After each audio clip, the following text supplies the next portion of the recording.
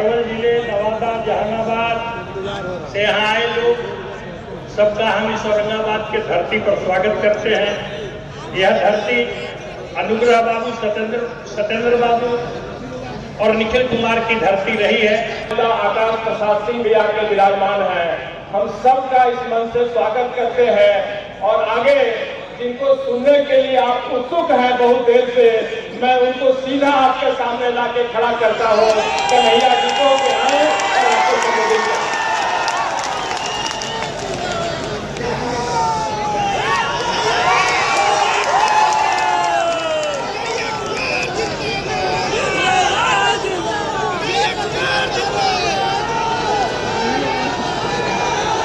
साथियों, मेरी आवाज कहाँ तक पहुँच रही है? मेरी आवाज जहाँ तक जा रही है, उधर पीछे ताकना नहीं है। मगध क्षेत्र के शाहबाद इलाके के बिहार की इस महान भूमि के आप सभी हम हटेंगे नहीं। बुजुर्गों का, माता और बहनों का, नौजवान नाम बंधा करके खून पसीने की कमाई से अपने परिवार का भरण पोषण करने वाले बिहार के आप तमाम मेहनत कश आवाम का क्रांतिकारी इस्तकबाल करता हूं, आपका हार्दिक अभिनंदन करता हूं। दोस्तों, मैं सबसे पहले नमन करना चाहता हूं कांग्रेस पार्टी के कद्दावर नेता अनुग्रह बाबू को। मैं नमन करना चाहता हूं औरंगाबाद की इस पावन भूमि को। मैं नमन करना चाहता हूं सम्मानित मंच पर उपस्थित बिहार प्रदेश कांग्रेस कमेटी के तमाम कार्यकर्ताओं और नेताओं को। और आप लोगों से सबसे पहले मैं ये साझा करना चाहता हूं, सामने पीछे जो वो सीमेंट वाला मंच दिख रहा है ना, सबसे पहली बार इस गांधी मैदान में हम उसी मंच पर आए थे जब बिहार के पूरे बिहार के सूबे बिहार में 38 जिले में जंगल मन यात्रा लेकर के हम चल रहे थे। और उस जंगल मन यात्रा की यही मांग थी कि हम बिहार को फिर से अव्वल राज्य बनाना चाहते हैं। बिहार की जो गरिमा है उस गरिमा को वापस लाना चाहते हैं और बिहार की जो संस्थाएं हैं, बिहार के जो विश्वविद्यालय हैं, उनका मान सम्मान वापस दिलाना चाहते हैं। मैं आप सब लोगों को याद दिलाना चाहता हूं कि जो पटना यूनिवर्सिटी है उसको ईस्ट का ऑक्सफोर्ड कहा जाता था और दुनिया के महान वैज्ञानिक, कलाकार, साहित्यकार, इतिहासकार, तमाम तरह की विभूति पटना विश्वविद्यालय से निकले। मेरी भी पढ़ाई लिखाई मगध यूनिवर्सिटी से हुई है और मगध क्षेत्र के एक बड़े मशहूर मगही कवि हुए जिनका नाम था मथुरा प्रसाद नवीन। और मथुरा प्रसाद नवीन कहते थे, भूख से तरफ के मरवा काहे, मरने होते लड़के मर जाए। जुल्मी बढ़ला तहु बढ़ जाए, भूख से तरफ के मरवा काहे, मरने हो तो लड़के मर जाए। मैं समझता हूं कि बिहार को, बिहार की एक एक आवाम को यह बात यहाँ है, हमारी ऐतिहासिक परंपरा क्या रही है।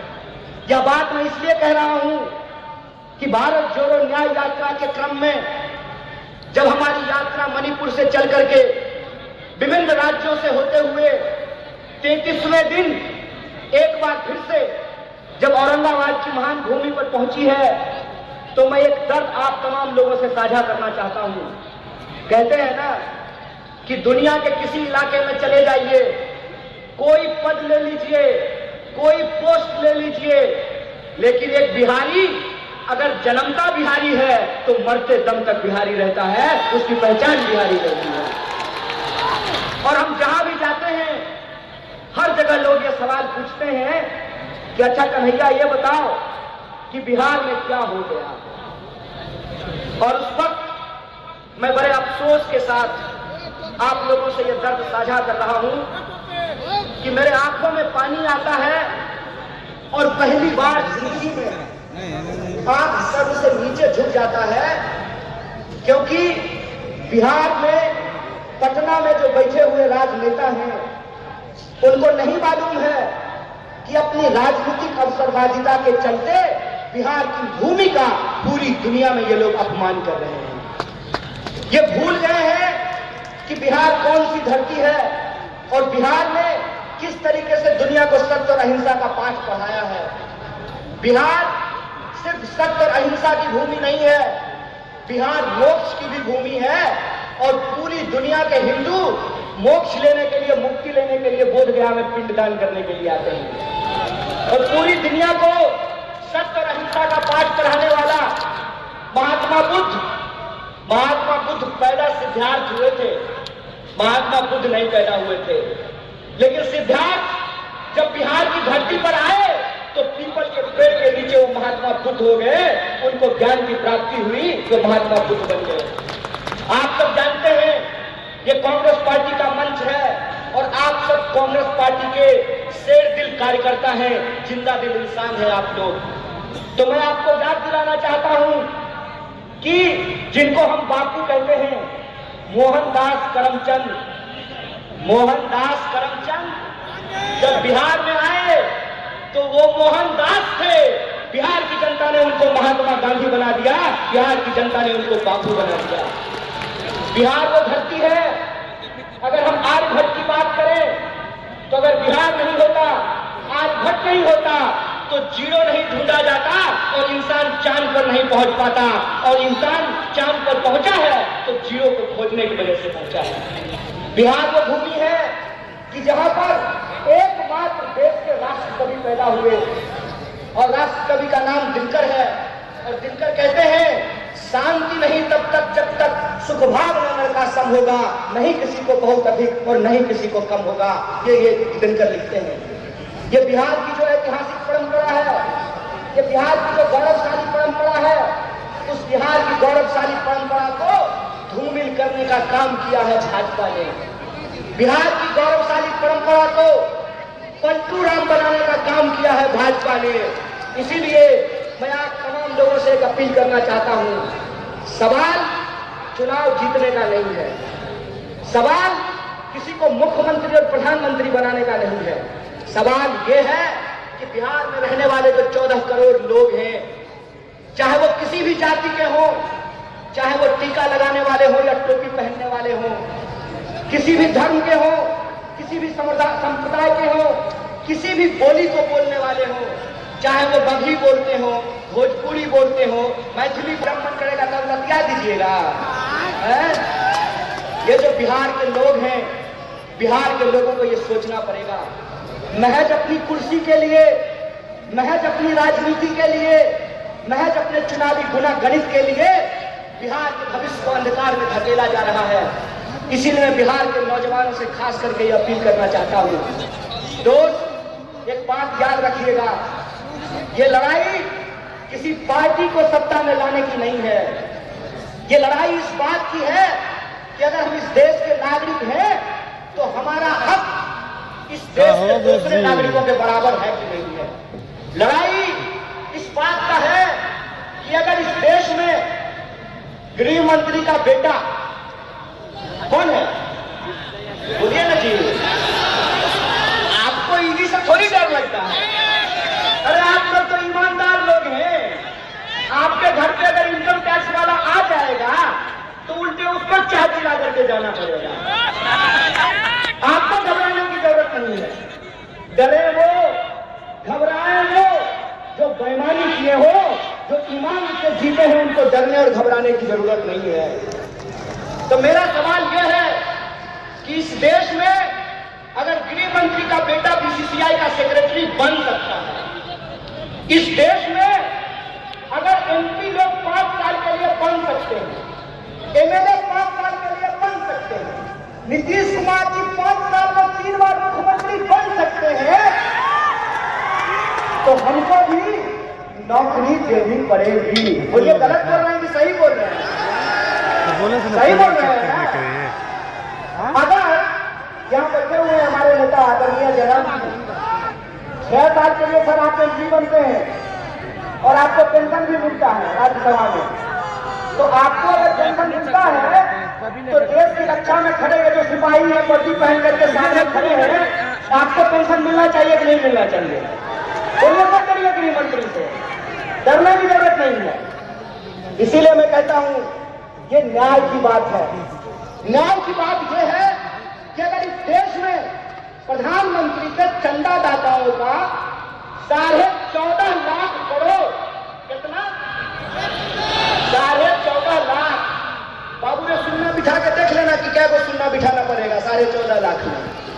14.5 लाख करोड़ अगर प्रधानमंत्री के दोस्तों का कर्जा माफ किया जा सकता है तो बिहार के भीतर भी मखाना उगाने वाले, मक्का उगाने वाले, धान उगाने वाले, गेहूं उगाने वाले और सब्जी उगाने वाले किसानों का कर्जा माफ करना पड़ेगा। बोलिए गलत बोल रहे हैं कि सही बोल रहे हैं? कॉर्पोरेट का कर्जा माफ कीजिएगा और किसान का कर्जा माफ नहीं कीजिएगा। बीसीसीआई का सेक्रेटरी बनेगा गृह मंत्री का बेटा और हमको जो है ठेके का नौकरी दीजिएगा। मंत्री बनेंगे 5 साल के लिए, प्रधानमंत्री बनेगा 5 साल के लिए और अग्निवीर योजना के तहत हमको 4 साल का नौकरी दीजिएगा। 4 साल का नौकरी दीजिएगा और उसमें देश की सेवा करते हुए अगर हमारी शहादत होती है, हमारी जान जाती है तो हमको शहीद का दर्जा नहीं दीजिएगा। हमारे घर से लोग फौज की नौकरी करते हैं, बेल्ट की नौकरी करते हैं, हमारे घर से लोग शिक्षक की नौकरी करते हैं, पुलिस की नौकरी करते हैं, खेती करते हैं, मजदूरी करते हैं। इसीलिए हम मंच पे खड़ा होकर के राजनीति नहीं करते हैं, न्याय और हक की लड़ाई लड़ते हैं। ये बात याद रखिएगा। और उसी न्याय की, हक की लड़ाई में मैं बिहार के नौजवानों से एक अपील करना चाहता हूँ। दोस्त, घबरा करके आत्महत्या करने की जरूरत नहीं है। हम वो धरती हैं जहां चंद्रगुप्त पैदा हुए थे और मौर्य साम्राज्य में सिकंदर तक को चुनौती दिया था। हम वो धरती हैं जहां हम सत्य और अहिंसा का पाठ भी पढ़ाते हैं। तो हमारे यहाँ दशरथ मांझी भी पैदा हुए कि एक छेनी हथौड़ी से पहाड़ काट करके रास्ता बना दिया था। हम उस बिहार के लोग हैं। इसीलिए मैं अपने बिहार के आदरणीय निवासियों से, नागरिकों से अपील करना चाहता हूँ, आपको फैसला करना पड़ेगा, आपको तय करना पड़ेगा कि आप अन्याय के साथ खड़े हैं कि न्याय के साथ खड़े हैं। बोलिए, आप लोग न्याय के साथ खड़े हैं? इतनी जोर से आवाज लगाइए कि सत्ता को घबराहट होने लगे, उनको यह एहसास हो जाए कि बिहार एक बार फिर से इस देश में क्रांति के लिए, बदलाव के लिए तैयार है। उनको घबराहट हो जाए कि उनका जो फूट डालो राज करो की नीति है, वो फूट डालो राज करो की नीति नहीं चलने वाली। हम भी खींचे। और ये फूट डालो राज करो की नीति क्या है? टीवी खोल करके देख लीजिएगा। भाई लोग, आपसे कोई शिकायत नहीं है। हमको मालूम है कि जो लोग मीडिया में नौकरी कर रहे हैं उनके पिताजी प्रधानमंत्री नहीं है, गृह मंत्री नहीं है, मुख्यमंत्री नहीं है, वो साधारण परिवार के लोग हैं। लेकिन जो मालिक हैं, वो मालिक इस देश के 140 करोड़ लोगों के साथ बेईमानी करने के लिए तैयार हैं। आप टीवी खोल करके देख लीजिए। टीवी आपका रिचार्ज कराया है आपने, रिचार्ज भरवाते हैं आप, लेकिन जब आप टीवी खोलेंगे तो आपके खिलाफ दिन भर बात की जाएगी। मैं आपको याद दिलाना चाहता हूं, कितना ढिंढोरा पीटा गया ना कि कर्पूरी ठाकुर जी को भारत रत्न दिया गया है। बहुत खुशी की बात है, बहुत खुशी की बात है कि कर्पूरी ठाकुर जी को भारत रत्न दिया गया है। लेकिन कर्पूरी ठाकुर जिस समाज के लिए लड़ते थे, जिस समाज के हक और अधिकार के लिए लड़ते थे, उनके बच्चों के भविष्य के साथ खेला जा रहा है। उनकी नौकरियां समाप्त की जा रही है, उनकी नौकरियां छीनी जा रही है, किसानों को उनके फसल का दाम नहीं दिया जा रहा है, मजदूरों को मजदूरी नहीं दी जा रही है, महिलाओं के साथ अत्याचार किया जा रहा है। आप टीवी खोल करके देख लीजिएगा। बड़ा बड़ा दावा किया गया, क्या कहा गया कि चौधरी चरण सिंह जी को भारत रत्न दिया जा रहा है, डॉक्टर स्वामीनाथन को भारत रत्न दिया जा रहा है। बहुत खुशी की बात है, बहुत आनंद की बात है कि इनको भारत रत्न दिया गया है। लेकिन मैं सवाल पूछता हूं कि एक तरफ डॉक्टर स्वामीनाथन को भारत रत्न देते हैं और दूसरी तरफ इस देश के किसानों के ऊपर डंडे चलाते हैं, गोलियां चलाते हैं, आंसू गैस के गोले छोड़ते हैं। बोलिए, बेईमानी है कि नहीं है? भारत रत्न दे रहे हैं और किसान कह रहे हैं कि हमको हमारे फसल के दाम की गारंटी करो।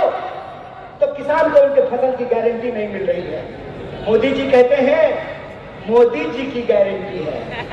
महाराज भाजपा की गारंटी होती तो 1 मिनट के लिए मान भी लेते। मोदी जी की गारंटी है तो बिल्कुल भरोसा मत कीजिए। अगर विश्वास नहीं होता है तो यशोदा जी से जाकर के पूछ लीजिए। गारंटी दिए थे ना जी। अच्छा, यहाँ पे बहुत सारे लोग बैठे हुए, ब्याह शादी हुआ होगा, हमारा तो नहीं हुआ। तो हिंदू रीति रिवाज से अग्नि को साक्षी मान करके 7 फेरा ले करके, हिंदू रीति रिवाज से अग्नि को साक्षी मान करके 7 फेरा ले करके 7 जन्म का वादा निभाने का गारंटी लिए थे ना मोदी जी। किए पूरा भागे न छोड़ के। कोई गारंटी नहीं है इस आदमी का। इस आदमी का एक ही गारंटी है कि इस देश की इस धन संपदा को लूट करके अपने दोस्त के खजाने में पहुंचा देंगे। एक ही गारंटी है कि रेलवे बेच देंगे, एयरपोर्ट बेच देंगे, पोर्ट बेच देंगे, सड़क बेच देंगे, नदी बेच देंगे, खदान बेच देंगे, और इस देश के जो आम लोग हैं वो नौकरियों के लिए दर तड़पेंगे, दर भटकेंगे। और जो भी गारंटी इन्होंने कहा था, मैं आपसे पूछता हूं कि कौन सी गारंटी पूरी हुई है? बोलिए। 15 लाख आपके खाते में आया? 15 लाख खाते में आया? 2 करोड़ नौकरी मिली? महंगाई कम हुआ? काला धन आया? तो कौन सा गारंटी पूरा हुआ है जी? कौन सा गारंटी पूरा हुआ? मंदिर बनाने का? एक बात बताइए, मंदिर की बात चली है तो मैं भी एक बात कहना चाहता हूं। मेरा जन्म मिथिला की पावन भूमि पर हुआ है, और मिथिला के लोग क्या बात जानते हैं कि मिथिला की धरती माता जानकी की धरती है। माता जानकी, जिनके बारे में हम लोग कभी भी भगवान प्रभु श्री राम का नाम अकेले नहीं लेते हैं। जब भी बोलते हैं तो क्या बोलते हैं?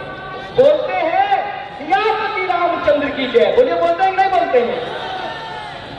देखे हैं राम जी के साथ फोटो सीता जी का? एक फोटो बता दीजिए, एक भी फोटो देखे हैं सीता जी का राम जी के साथ? पहले हमारे घर में दादी जब कैलेंडर लगाती थी तो उसमें फोटो होता था भगवान प्रभु श्री राम का, सीता जी का, लक्ष्मण जी का और हनुमान जी का। होता था कि नहीं होता था? हनुमान जी, सीता जी, लक्ष्मण जी कोई फोटो में नहीं दिख रहे। मतलब यही होता है कि जिनको धर्म का मतलब नहीं मालूम होता है ना, तो जब वो धर्म का पाखंड करते हैं तो उनसे गलती हो ही जाती है। क्योंकि धर्म का मतलब होता है धारण करना। धर्म बना है संस्कृत के धृत धातु से, जिसका अर्थ होता है धारण करना। अगर आप धार्मिक हैं तो आपके अंग अंग से धर्म फूटता है। और मैं रामचरितमानस को कोट करना चाहता हूँ। रामचरितमानस में तुलसीदास जी ने क्या लिखा है? गोस्वामी तुलसीदास ने लिखा है, रावण रथी विरथी रघुवीरा। मतलब रावण रथ पर सवार है और भगवान प्रभु श्री राम पैदल चल करके आ रहे हैं। बताइए आज की तारीख में रथ पर कौन सवार था? कौन सवार था रथ पर? रथ पर सवार थे अधर्मी लोग, रथ पे सवार थे अन्यायी लोग, रथ पे सवार थे इस समाज को बांटने वाले लोग, रथ पर सवार थे इस समाज में नफरत फैलाने वाले लोग। इसीलिए बिहार के वासियों से कहना चाहता हूँ, ऐ मेरे दोस्त, बिहार का धर्म है, बिहारी होने का धर्म है अपने हक और अधिकार के लिए संघर्ष करना। बिहारी होने का धर्म है कि 1942 में जब भारत छोड़ो आंदोलन हो रहा था तो बिहार का चप्पा चप्पा ब्रिटिश साम्राज्य के खिलाफ लड़ रहा था। इसीलिए मैं बिहार के आम आवाम से अपील करना चाहता हूँ कि अगर इस देश में आप बदलाव चाहते हैं, चाहते हैं कि नहीं चाहते हैं? आप चाहते हैं कि महंगाई कम हो? आप चाहते हैं कि बेकारी कम हो? आप चाहते हैं कि किसानों को न्याय मिले? आप चाहते हैं कि मजदूरों को न्याय मिले? आप चाहते हैं कि नौजवानों को न्याय मिले? अगर चाहते हैं तो मैं आपको याद दिलाना चाहता हूं कि जब जब बदलाव देश में हुआ है उसकी पहल बिहार से हुई है। इस बात को याद रखिएगा। बिहार अगर करवट लेता है तो इस देश में परिवर्तन होता है। इस बात को याद रखिएगा। इसीलिए मैं आप तमाम बिहार वासियों से अपील करना चाहता हूं कि यह जो भारत जोड़ो न्याय यात्रा है, ये हमारे और आपके न्याय की बात है। यह जो भारत जोड़ो न्याय यात्रा है, उस न्याय यात्रा में हम 5 तरह का न्याय चाहते हैं। कितने तरह का? हाथ उठा करके बताइए। हम 5 तरह का न्याय चाहते हैं। हम चाहते हैं कि इस देश में युवाओं को न्याय मिले, इसीलिए हमारा पहला न्याय है युवा न्याय।